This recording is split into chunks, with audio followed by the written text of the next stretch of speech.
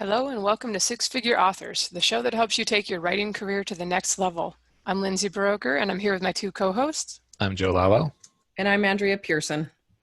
And Andrea has just finished putting together an epic course on newsletter marketing for authors. So we're actually going to spend this podcast and the next podcast asking her questions about beyond the basic stuff that we should all be doing for our newsletters.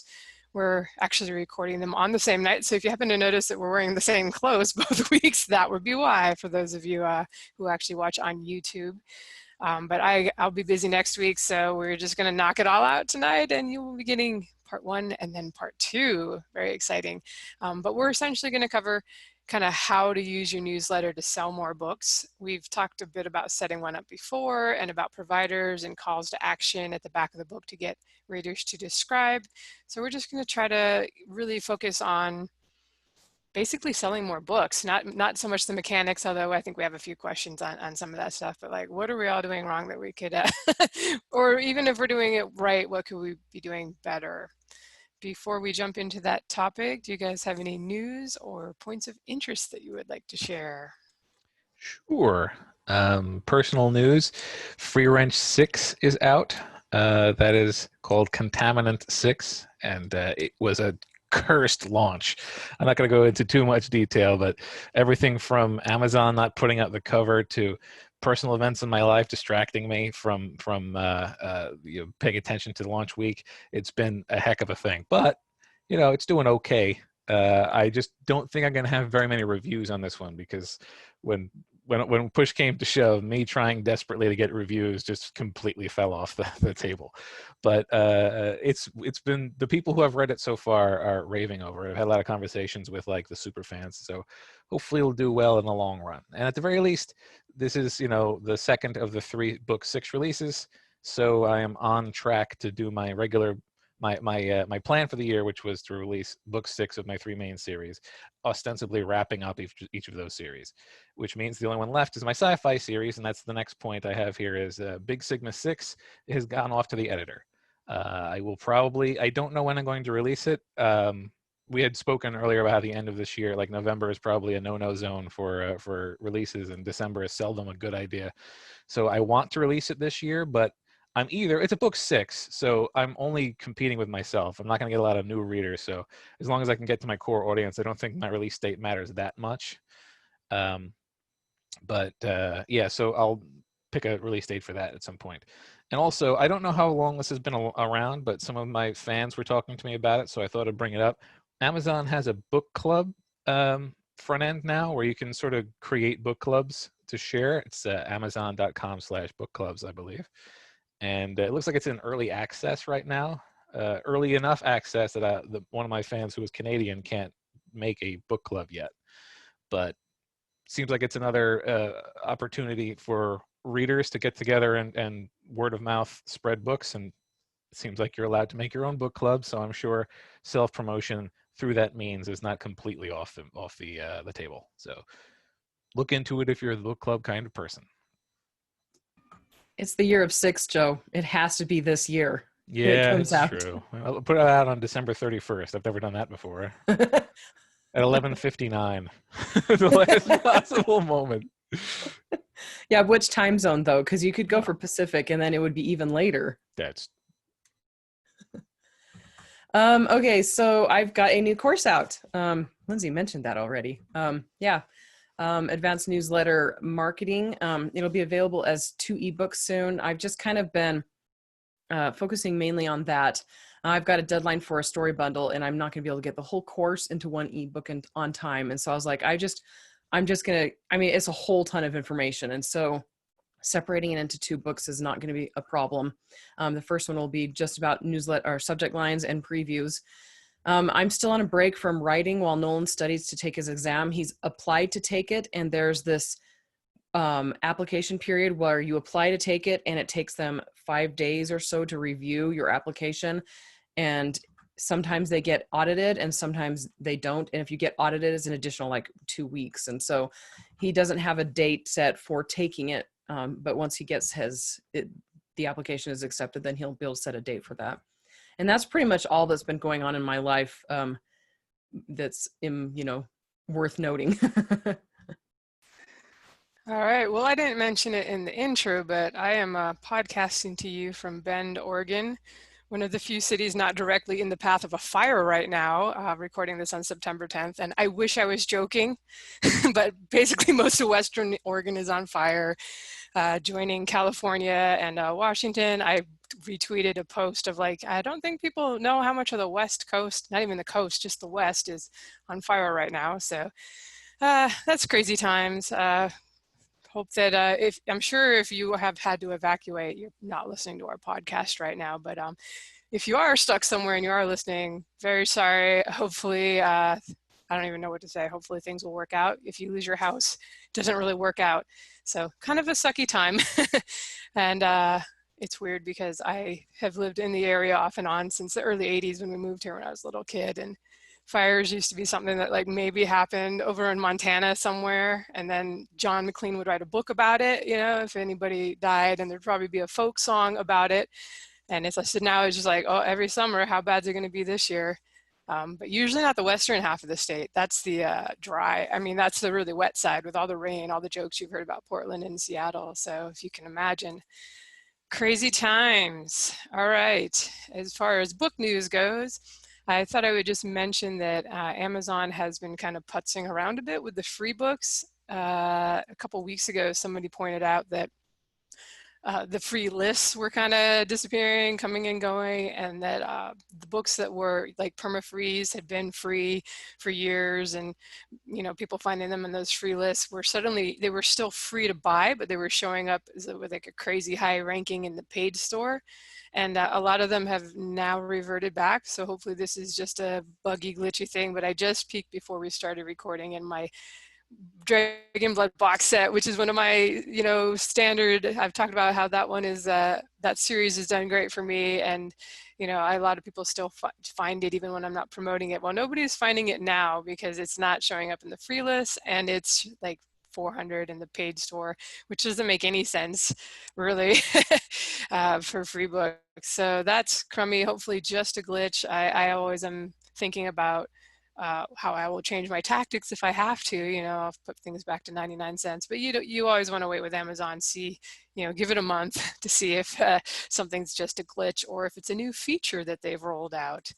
Because, you know, somebody, Andrea, do you remember, because I think you commented in the Facebook group, somebody was just saying they're doing pop-ups on Amazon now. Have you seen that? Because I haven't seen that. No, it's really annoying. So you go to Amazon and you click on the book cover, and it like you click on your author name or on the book cover, it's like, I'm on there right now, visit Amazon's Andrea Pearson page, and you have to click on that before it'll take you. Previously, if you clicked on their name, it would take you to their page, but now it asks you to click to be taken. I'm like, I just clicked. It's really stupid.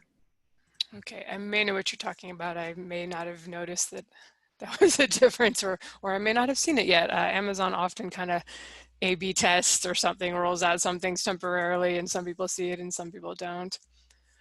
Just a couple other thoughts before we get into our topic. A couple people have brought up in the Facebook group kind of asking, what do you do if you are either kind of starting to publish other people, moving towards a publishing company, or just taking on a couple people and you just suddenly have a lot more titles, or if you're like really prolific and have a bunch of pen names and a lot of titles and things get super stressful, you know, at what point do you kind of look at hiring help, and what kind of help do you need? And I think the common thing in the author community is like, well, pick up a VA. And usually that's going to be somebody that, I mean, you can always find somebody and train them yourself. Great if you've got somebody in the house, in the family that you can hire that cares and wants to help out. But a lot of VAs will just work like maybe 10 hours a week for one person, 10 for another person. And there's nothing wrong with that. And it's going to kind of depend on where you are financially. Are you, you know, one would hope with that many titles that you're making some stuff work, and you're, let's say you're mid six figures or higher. Because I've actually thought about, well, what would I do myself if I wanted to have help? And I think instead of hiring a VA at that point, you might want to consider actually, and it's a lot more work with the bookkeeping and stuff, but hiring a salaried person who is actually has experience, like put out the job offer and get a bunch of resumes, rather than trying to take somebody that's, not to say that VAs can't be well qualified, but somebody you're going to pay like $15 or $20 an hour to is probably not going to be as committed to you as somebody that if you hired a full-time person on salary and figure out with your bookkeeper, accountant, how to actually make it all legal. You may have to give them benefits. I think that Dean and Chris over at their publishing company, they've got a full-time person like that. And that would be the way I would go at a certain point if I wanted to, especially if I wanted to expand and wanted somebody that was really motivated. And you could even do an incentive package or something with performance to like really, because that's probably that's the hard thing when you've just got somebody working hourly, is that they're not as invested, especially if you're talking about somebody to like start maybe running Amazon ads or something for you. That you want them to be motivated to actually care and put in a little more than if they're just like you're one of 10 clients that they have and they bill you by the hour. So just something to consider if you do get to that point. Optional. I purposely keep things as simple as I can because I don't really want to hire somebody. But if I was going to, I've put some thought into that, and I would want to do something like that. Last thoughts, another thing that comes up pretty often in the group is, who can I hire to run my ads for me? And there have been some companies that have kind of come and gone, usually after they've disappeared or gone out of favor. People will come out of the woodwork and be like, oh yeah, I used them and I lost money, or it didn't go well. So it's super tough in our position as mostly publishing ebooks for $4 or $5, and ads cost X amount per click. It's really hard to make a profit even without adding on somebody's cut. A lot of these people want like $1,000 a month, and then everything that's going to go into the ads. So my thoughts on that though is I would just kind of actually hold on for a couple years. I said in one of the replies in the Facebook group, I think we're getting really close on the auto ads. I've actually got stuff that's been running since May that I kind of check it once a month, and it's like, yep, spending about what I want it to spend, doing what I want it to do on Amazon. And Facebook's got the auto ads too. I haven't played around as much with those. Andrea, you're more of Facebook, or Joe too. I don't know if you've played with them. Have you tried the auto ads on Facebook at all? Not a whole lot. I usually, like any automatic placement or things like that, I usually turn off just because I don't want to have to optimize for all the different locations. So I just keep it on Amazon or on Facebook. And I haven't really tested any of the auto options just because what I do is working. So I should though. Yeah, I was just wondering because I've heard from a few people that they're getting better. Any of these things when they start, they're going to kind of suck. It's sort of they have to learn. There's it's like a self-learning software that gets better with time. One thing you want to watch with the Amazon auto ads, and I think EM mentioned this in the group, that if you're not careful, it will target you. And you're like, oh, look, all the sales that it's getting are because somebody searched for my name. And what you can do is you can just go in and put that as a negative thing. Like I put in my auto ads, I don't want like free ebooks. Anybody searching for that, I don't want my ads to show to them, and it just will not do that. There is something to be said. I believe Mark Dawson talks about it in his course, or has talked about it at some point. You might want to target yourself so somebody else can't target you, and cherry pick your potential buyers. It's possible somebody looking for you as a fan and you're the only person they want, but it's also possible if somebody saw you on like a list on Goodreads and typed you in and they're not married to getting your books yet. So you can decide, maybe you want one auto ad that does that, and then if you try another one, or you try the category ads or something, which are almost as simple, you're just picking like space opera for that. Maybe on that one you don't take that off as a negative keyword. So my point with bringing that up is just that I think give it another year or two, and I really don't think you're gonna have to hire anybody. This year I've really seen it. I mean, I set up a bunch of stuff when I launched my new series, and I tinkered with it a little bit then, but it's really been kind of set it and forget it this summer. I kind of go check, make sure nothing's crazy, and the things that were working like 4 months ago are still working. I did at one point go in and lower the bids on everything. Like when I launched, I was like, I'm willing to bid more. I want to be in the first spot, sell as many books as possible. And later on, I raised the price of the first book and dropped my max bid so that I wouldn't be spending as much for those clicks. And I'm still getting like an acceptable amount of impressions and clicks and sales. So yeah, hopefully that will be something good coming in our AI run overlords of the computer's future. Is that honestly, I think pretty soon they're going to be better than us at picking where stuff goes. It may still take a couple years, but I think we're getting there. All right, do you guys have any thoughts on that before we jump into the newsletter topic? No thoughts. No, I don't want to think too much about AI right now. All right, I'm ready to welcome our AI overlords myself, but okay.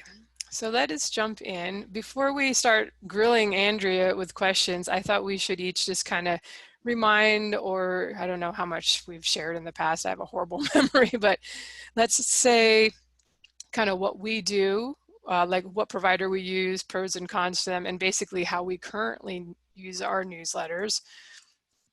And I will start off.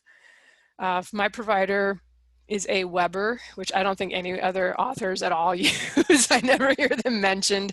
They were kind of one of the early mailing list providers, and I signed up with them back in like probably 2005 or 2006 when I wrote content for blogs, and I never actually seriously got a big mailing list going, but I was on there, and I think their rates are pretty expensive, and that's probably why most authors don't use them. I looked, and it was something like for a list of up to 10 to 20,000, it was like 150 a month, and for there was a free up to 500 one, but it was like $20 a month for 0 to 500.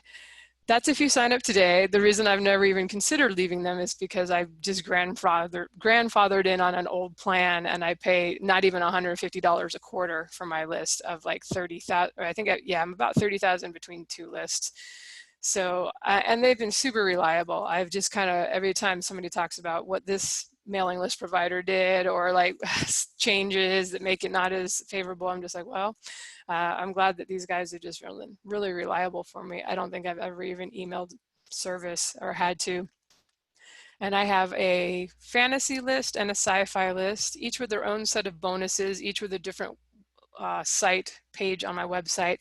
And I very rarely cross promote to the other lists. Part of it was not wanting to like screw up the also bots for launches, but part of it was just that I have people that are sci-fi fans that read those, and I have people that are fantasy fans that read those and aren't as interested in the others.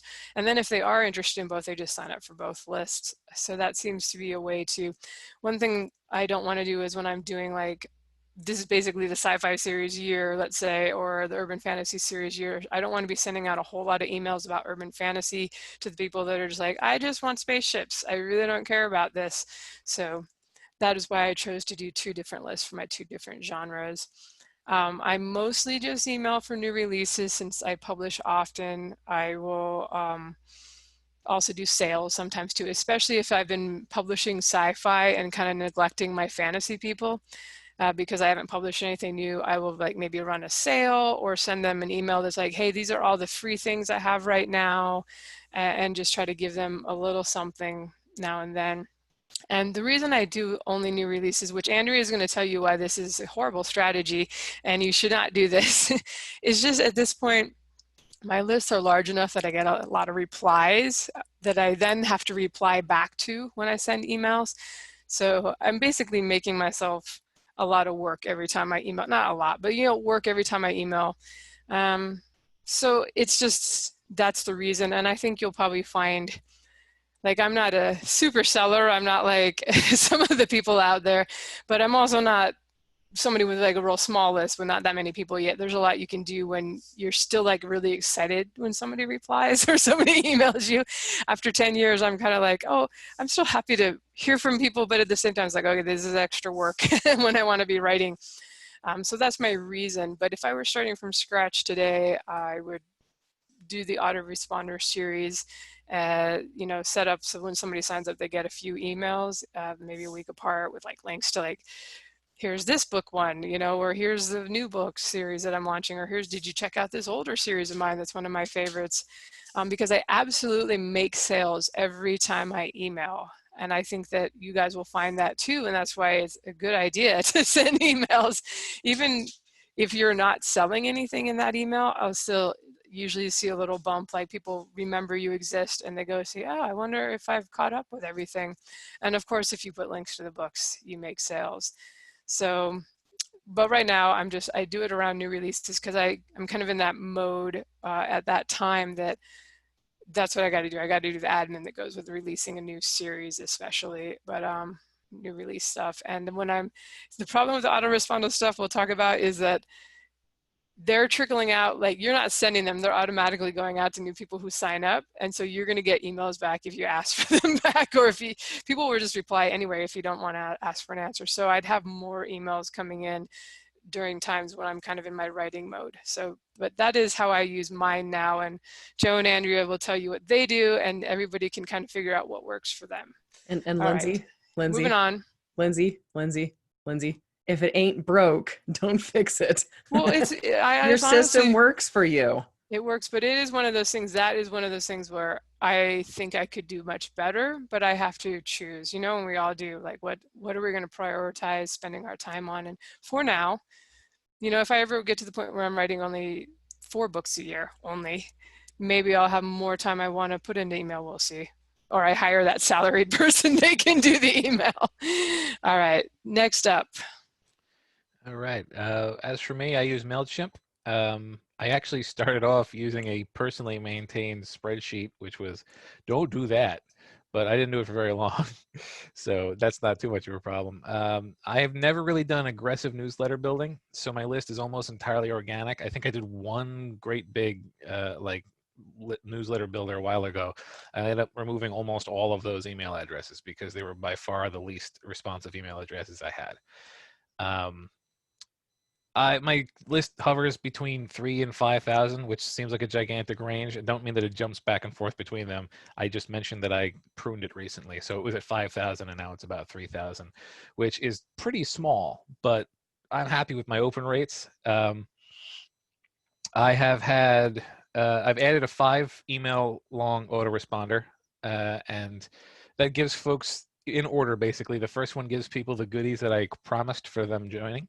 And then the next one talks about my audiobooks, and then the next one talks about my predilection to art and gives out some of the, I previously had newsletter perks that were art based, like wallpapers and stuff like that. So I give those. Then I mentioned some of my Stranger series, and then the last one sort of officially welcomes them and also sort of links them to all of the series starters in case they weren't aware of them. And I just actually looked at when I was making my notes for this, I looked, and the open rates for those are fantastic. I should hope that the open rates for your onboarding series are pretty good because somebody just chose to be on your list. But we're talking, you know, over 75%, click rates up to like 35%. Again, I'm usually giving away something for free, so it's a good way to get somebody to click. But I try to do an email at least once a month. I used to do only new releases and therefore only sent out an email about once every 3 months. But now I try to do one about once a month. If I don't have a new release to talk about, usually I'll be talking about what I'm working on. And I also, once I started increasing, my goal is to eventually do one a week, but I'm nowhere near actually achieving that yet. But because so many of the people who signed up with literally the sentence I was using was, I promise to only send you emails when I have a new release. I've added a section at the end of every email where I mention, hey, if you don't want to receive anything but new release emails, let me know and I'll segment you off to just new release emails. So I have a very small list of people who aggressively informed me they don't want anything but new releases and they only get new releases. And everyone else seems to be perfectly happy to be getting what they're getting. I have not seen a significant decrease or increase in open rate as a result of it. So that's roughly where my newsletter situation is now. I have done a little bit of testing with MailerLite. I was thinking of moving because, as we've spoke about on the podcast, MailChimp has sort of expanded beyond newsletters, which is great if you need to use it for things besides newsletters. But if you don't, you're basically subsidizing everybody else's non-newsletter stuff with your newsletter payments. So I still love the way they work, but I'm considering moving to another thing, and MailerLite is probably my target, but I haven't learned enough about it to know if I want to make the move. Okay, so I've jumped around a lot where providers are concerned. I've mentioned this before, but I'm currently with Mailjet, and I do love them. I still haven't resolved the not triggering when they join through Zapier from Facebook. I'm going to actually probably end up opening another target. Target ticket to see if I can figure out if we can get that fixed. But I mean, everything else about it has been really great. I've been there for a few months now. Some of the functionalities are really kind of weird. Honestly, there's some quirks I'm learning to deal with, like copying and pasting removes all formatting, which is awesome because I hate copying and pasting from somewhere and having all the formatting, all the HTML getting all wonky. But it's also really frustrating when you're trying to copy and paste links or book titles, lists of that and all that. So I started my newsletter when I first signed with the publisher, and the publisher herself insisted I do it. She was an author, and so she was like, you need to have a newsletter list. Back then I emailed whenever I remembered, usually every 6 or so months. It was much less than effective because it was so under the table. It was on my dad's server, and I got the email addresses legitimately, but they didn't have a way to unsubscribe. So they would have to email me and say, unsubscribe me. And that was great for them. That meant they didn't want to be there, and they were being passive aggressive, and just sticking around because they hated having to tell me to unsubscribe them. Anyway, so now I email nearly every week. I used to be really, really strict about that. And I've only probably in the last 3 or 4 years, before the last couple of months, I'd only skipped maybe 3 or 4 times. Even when I had a baby or 2, I made sure I had an email going out, or I'd take 1 week off. And that's kind of crazy looking back, but, in the last few months I have relaxed some, and I will sometimes skip a week. Mainly it's because I don't have as much going on right now. So I don't want to be just sending an email when I have nothing to update on, and so recently I've been focusing on other things like character takeovers, character spotlights, and interviews, things like that. It's been a lot of fun, but anyway, so that's pretty much where I am with my newsletter right now. All right. Well, we're going to jump into some questions. I will say I'm one of those people that it's kind of weird, but I suck at writing letters. Like my mom used to write, she write every week when I was in the Army, and she expected me to write back, and I'm like, well, same things are going on. We went to the rifle range. It's great. But I don't know. Some people are amazing at writing letters and just have really interesting things about their life. I think I tend not to want to share, which is odd since I started a podcast and I'm sharing things with you guys. But I don't share real personal stuff very often. So it's always a struggle for me to do that personal, yeah, here's what's going on. Because I feel like things will be boring to other people, even though they probably wouldn't be, because you're a writer, right? You can make things entertaining. So I totally sympathize with not necessarily having something to say every week. And even when I send out my new release ones, I'm like, what am I going to say before I go into buy my book? All right, Andrea, what are some of the mistakes that authors are making with their newsletters? Okay, so there's a few I can think of. There's lots. Everybody has mistakes. We're all human, right? But first, not being consistent. So what I mean by this is emailing every week for several months, and then emailing only once every 4 months or something like that, then going back to weekly emails. If you find yourself, dear listeners, struggling with this, that was not meant to be patronizing. That was me going, who am I addressing this to? Our listeners. If you find yourself struggling with this, try committing to emailing monthly, because weekly is probably too frequently. But you don't want to be less frequent than a month because of the sender respect / reputation that email clients keep track of. And if you do, we email monthly, then work on the email throughout the month and add a reminder so you don't forget it. Next, using images that are way too big. So I get a lot of emails. I'm subscribed to a lot of author emails, author newsletters. Some of them are my friends, some are my clients, some are authors that I love, some are authors I just follow, right? And one of the biggest issues I'm seeing, even from hugely successful authors, is they use huge emails in their emails, huge emails in their emails, huge images in their emails. And if the images take too long, people are likely to move away from the email. And actually, there are studies that have shown that every second it takes to load an image, you lose 7% of your readers. And so, big in that case, because it's big, it's got a lot of, pixels per square inch, all that stuff. So that's really bad. But also, your goal is for the image to be viewable on any device. So on a cell phone, where's my phone? Holding up for the camera. you want your images, for those who are watching the thing, to be within this size right here. Don't use a full size image in an email. Shrink it down until it doesn't, it's not taking up that whole screen or more. One of the issues that I found was, they're sending huge images, but also it's causing readers to have to scroll to see the whole book cover, and that defeats the purpose of including book covers in emails, because it breaks it into chunks that lack cohesion, removing the the awe factor, and it also makes it so that readers are noticing little nitpicky details possibly that they wouldn't notice otherwise, like, oh, look at that roll of fat on her waist, which happened today, by the way, for me, because I was scrolling down. I was like, I wouldn't even noticed it, except her midsection was right there, and so I was like, oh, look, a midsection with a little cute little muffin top. And so things like that, just make your images smaller. Okay. Anyway, so last, sharing too much or not sharing enough. It's a fine line to walk. And honestly, this is something that I struggle with on the opposite side from Lindsay. If listeners can't tell, I am very personal. And so it's honestly bad to go either way. So, is something I'm constantly working on. Studies have time and time again shown that if buyers don't connect with you, at least on some level, they won't be as willing to buy. But on the other hand, people who overshare tend to get great open rates, but really low conversions. And so they're like devouring your emails. And I think we talk about this again later, but they're not converting. And the purpose of your newsletter list is to get conversions. And so, so those are just some of the mistakes that I'm seeing a lot of right now.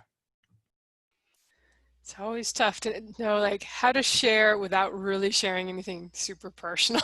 I'm like, yep, here's my dogs being cute. They did this cute thing. I figure pets are always safe.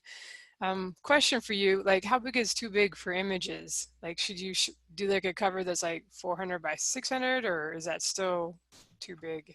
I usually aim for around 200 wide, honestly, because some phones are smaller and some email programs blow the image up anyway.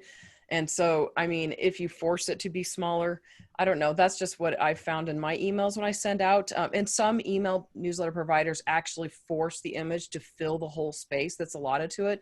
And you're going to have to wiggle around with that if that's the case with your email provider. All right, that seems really small to someone opening. Now I'm like imagining me on my iMac with like the 30-inch monitor opening up your email, and there's this little teeny thumbnail. So now I guess I maybe just test, because I think I don't do this. I send the test email to myself, but I don't open it on my phone. So that would be something to look at.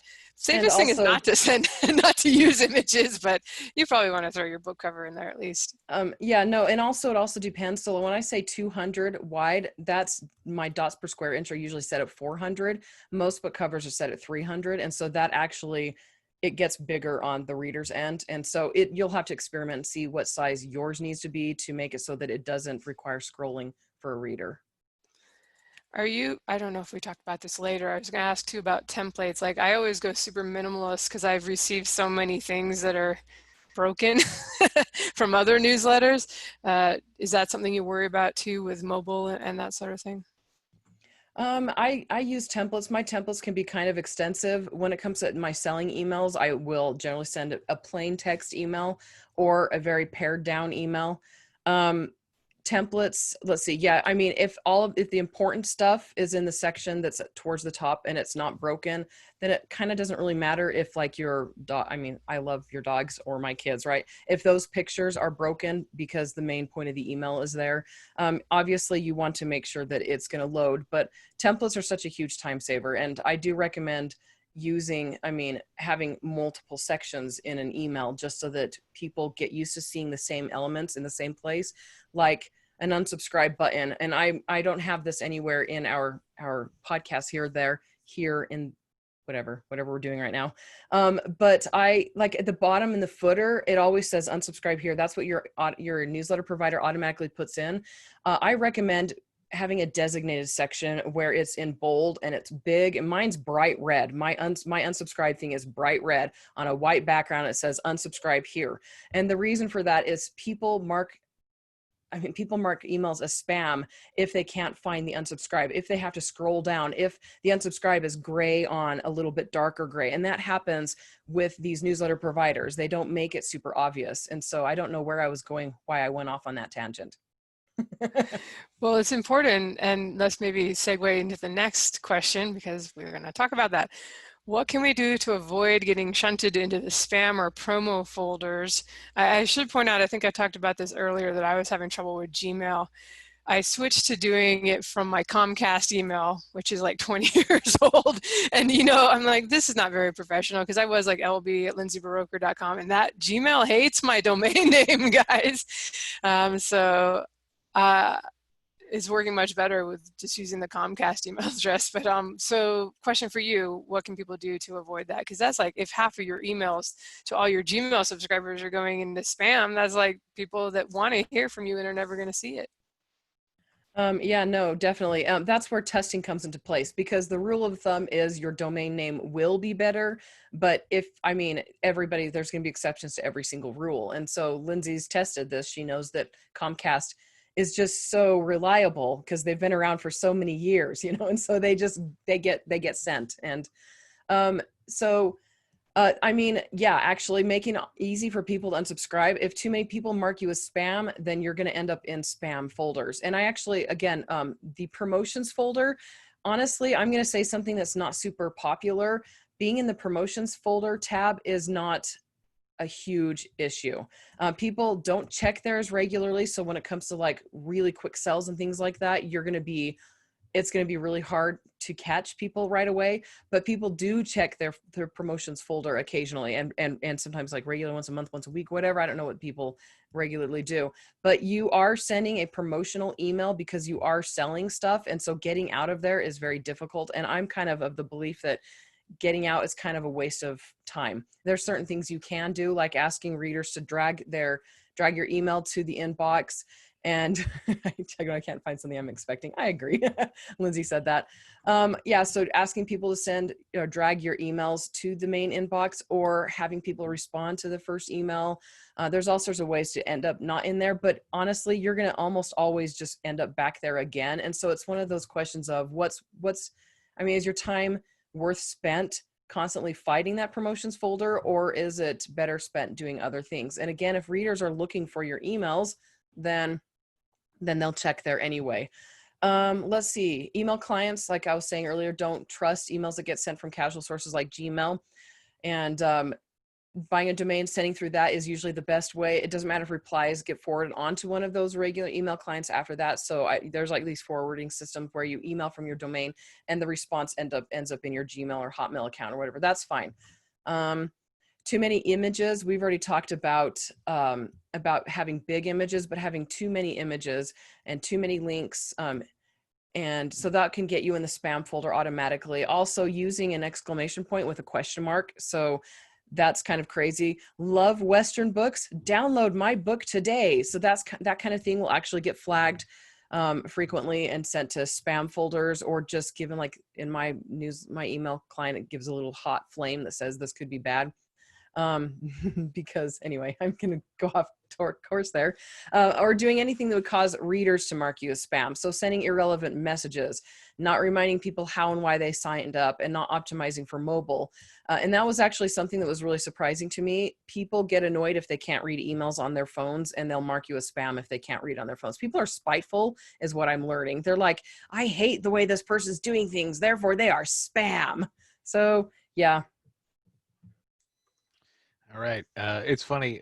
I just received a message with this most recent book release that from somebody was like, "Hey, your email ended up in spam, and you're in my contact list." And I was like, "Oh, well, that's disheartening."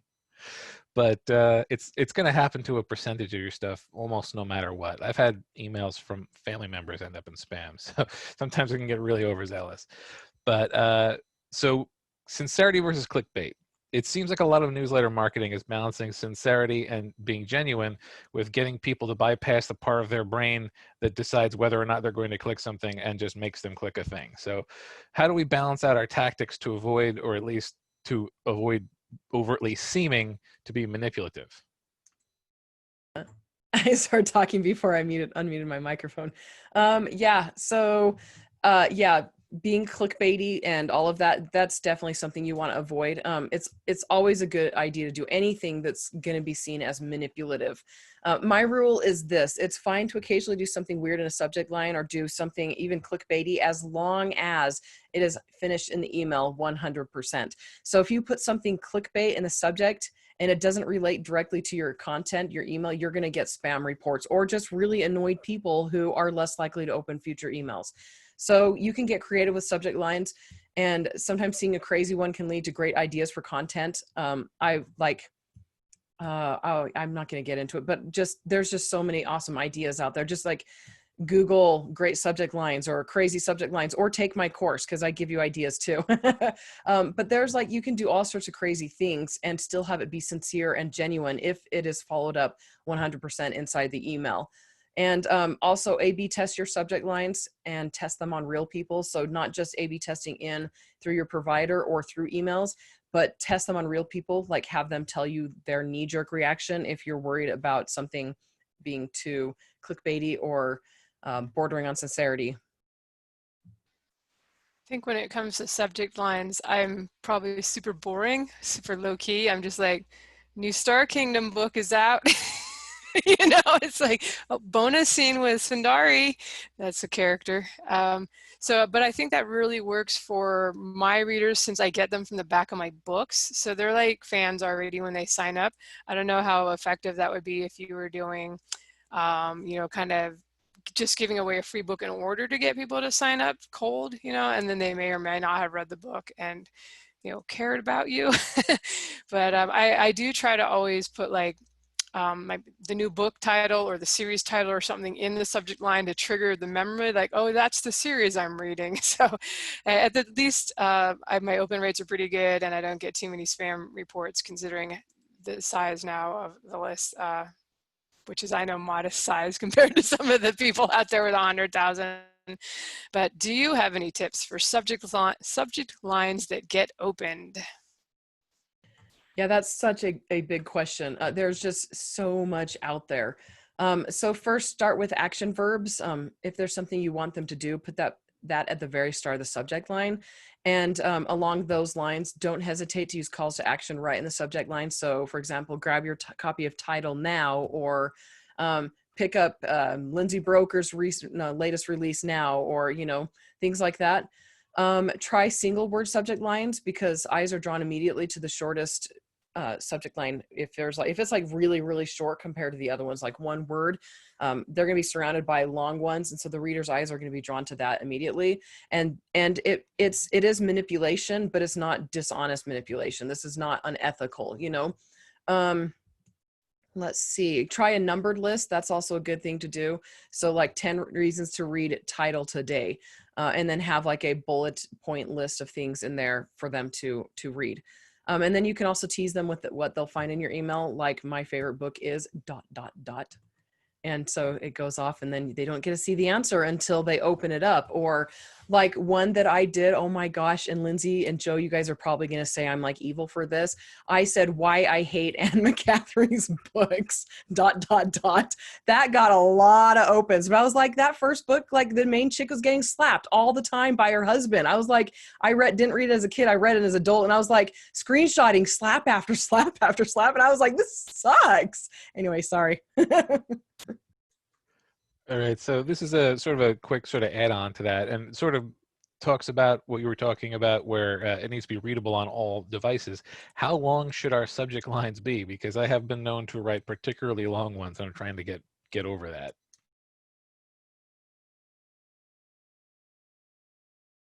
Andrew, you're going to have to turn your mic on to answer that question. The listeners are super interested in what you're saying. I'm telling you, I don't know what my deal is. I've been doing that all night already. Okay, maybe I just won't mute my mic, because the questions are short enough where muting is. Anyway, so it depends on where your readers open their emails. And I feel like I've said that already. But over half of consumers read on their phone, so keeping them short and concise is a good idea. Usually around 50 characters or lower is good. MailChimp did a study a couple years ago where they analyzed like 200 million emails, and they found that 28 to 39 characters had the highest click rate. But you need to test and figure out how your readers respond, and then just do a bunch of A/B testing, see what types of subject lines and what lengths work best for you. And using a longer one is not a problem if you can, if you make sure that if what's cut off, they can actually still see in the email, because nobody hates not being able to see all of the information. All right, I just want to put in an aside on your mute thing. I used to feel really bad when we did this. I'm like, oh, that's so unprofessional, man. Why can't we just get this together? Because I do it too. And then I've been watching like CNBC in the mornings, and they're always interviewing like some hedge fund manager, you know, and it's like, your mute is on. I hear your dog in the back. Your dog is barking. So now that the whole world is at home doing this, I'm like, well, okay. Unless you have like a super professional studio that you can lock yourself in and don't need to mute yourself. I do feel better now. It's kind of cracking me up how unprofessional the news reporting is these days. They're like laundry hampers in the background, you know, overflowing with clothes. Anyway. Or like the guy who was doing a Zoom meeting, hosting a Zoom meeting, and he wasn't wearing pants. He was in his boxer shorts. Have you seen that one? It was great. No, that hasn't come up on CNBC yet, but I'll watch for that guy. All right. You mentioned A/B testing. So I guess I feel like that's a little more of an advanced concept. Could you kind of explain what that is? And maybe it's probably going to be different for every newsletter provider, but like how would you do that, I guess? So A/B testing is where you, there you can do it manually, you can do it automatically. When it's done manually, it's where you'll send, some people split their email lists in half, and they'll send one subject line to half and one subject line to another half. And then what you do is you send that out, and then you analyze the answers and the results and see how many people opened, how many people clicked, how many people converted. And when it's done by a provider, they'll usually send it to a small percentage, and then they'll send the rest to the one that performs the best, or they'll just keep doing it, and then they'll alert you to the results. When you're doing it manually, it's important to not basically don't measure the results until it's been, or analyze the results until it's been a day or two. A/B testing is really, really important. It gets you information and results you wouldn't have otherwise. And I recommend it with a lot of aspects of running a newsletter, but especially where subject lines and previews are concerned. So if someone is getting bad opens, a focus on their subject lines or previews is a good place to start. Basically learning how to write compelling ones, then learning how to test them out to find out how your readers react to specific things. And then, like we've said already, many newsletters have an option to do it for you if you have a large enough list. And like when I was with MailChimp, I think the size was like between 5,000 and 6,000 they wanted you to have before they would allow you to automatically A/B test. I don't know if that's the case anymore, but figure out what the required size is, then go from there. And if you can't do it automatically, you'll need to do it manually. But for people who are interested in doing that, it can be very powerful. There's actually other ways, and I think I talk about them later. I don't remember, but there are other ways to A/B test manually that doesn't require a lot of time. And I do believe I'll get into that. And if not, we'll hopefully not forget to go back over it. Right. Still on the subject of A/B testing, does the amount of testing you do change with how often you do a newsletter? Like if you are the sort of person who only sends out a new release newsletter and therefore you only put out an email every couple of months, should you be doing more or less testing than someone who rigorously sticks to like a weekly schedule? You can, but if you're emailing less frequently or only when you have a new release, then you need to be absolutely sure that what you're sending is the best it can be. So A/B testing helps you learn your readers, what they respond to, what puts them off. Plus, you're already fighting uphill. So the way things are set up that way, because if you're emailing infrequently, you're not earning sender reputation or respect. And your emails won't be getting through as easily as they could. So you'll want to make sure you're doing everything you can to help them get where they're supposed to go. I mentioned in the beginning autoresponder sequences. Maybe before I ask your question, can you remind us or tell people who don't really know what that is yet, kind of what that is? And I think all email list providers pretty much are going to have an option for setting that up, follow-up sequence. It might be called something like that. Yeah, pretty much all of them do. Even Sendy-based applications do. You have to set it up yourself, but pretty much all of them have the option. There's like little variations between, you know, they'll start at like, say, November 31st, and email number 5 comes out 40 days after November 1st, where most of them will say email number 5 comes out a week after the last one came out. But an autoresponder is basically, it's a triggered set of automatic emails that when somebody signs up or when a certain thing gets triggered, they start receiving these emails after in a certain pattern, and it slowly introduces readers to specific things. It seems like this is almost a must-have if you're going to do the kind of list building where you did the, joint promo thing with authors and everybody's giving away a free book to get basically almost a cold call. It's like they haven't read your work, they don't know you yet. So what are the kind of things that you could, we talked a little bit about this, but like if you were getting a new potential reader who was interested enough to download your freebie, would you do like, hey, well, thanks for signing up, here's the free thing, and then in the next one, like, did you have any trouble downloading the free thing, and hey, here's the second book in the series if you already read the free thing. Like, could you kind of walk through like what you might do for content on those? Yeah, so in the first email is usually, like you said, the free thing. And yes, actually having an automation sequence set in place is a really, really important and really great idea if you're doing like the aggressive list building techniques that are out there and you're not just focusing on organic. But because it helps people, come to know you and know if they actually want to be on your list. And if you annoy them enough with your personality and your genuine self and they unsubscribe themselves, that's a good thing, right? But the first email will generally be like, hey, this is your free stuff. And the second email, I recommend that you have an email in there somewhere that verifies that they got their free stuff, because so many people don't. And they're hesitant to reach out and say, hey, I didn't get my free stuff sometime. And if one person's reaching out, then other people are not as getting it as well. I don't know. I recommend, like if you have a review team, have one of your emails be asking for reviews or asking them to join your street team. You can have an email that sells your books, but if you don't have that one be like the first, second, or even the third email. You want to have just basically a buffer between getting them their free stuff and giving them a chance to read the free stuff before you ask them to buy the next book. And then each email will have, a little bit of an introduction to you. It'll be, it's the purpose of the automation sequence is to help people come to know you and to connect with you and your personality and your books. And so you want to have a little bit of all of that in there. If you're going to share pictures of your dogs or your cats or your kids or your hermit crabs, start that from the beginning and just do that here and there, just so they know what to expect throughout while they're on your list. And so you're just not randomly throwing things at them, which is also not a bad idea, but you want to be consistent as much as possible.